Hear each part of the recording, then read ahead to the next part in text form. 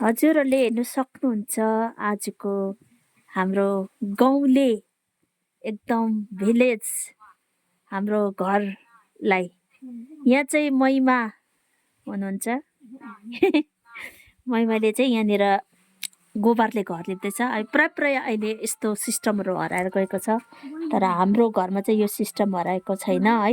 हामी चाहिँ गोबरले मजाले लिप्छौँ। हेर्नुहोस् अझै रातो माटो भए चाहिँ रातोले पनि लिप्दा हुन्थ्यो, तर रातो माटो नभएर चाहिँ अहिले गोबरले मात्रै लिपेको छ। यस्तो मजा लिपेको छ। हाम्रो नानीले त्यो संस्कारलाई चाहिँ बिर्सेको छैन। ऊ बेङ्गलोरमा बसेर काम गर्ने भए तापनि ऊ घरमा आएर सबै काम गर्छ, हाम्रो हात बटाउँछ, सरसफाइहरू गर्छ। यस्तो खालके छ। हेर्नुहोस्, तपाईँहरूलाई सानो भिडियोबाट जानकारी दिएको हुन्छ।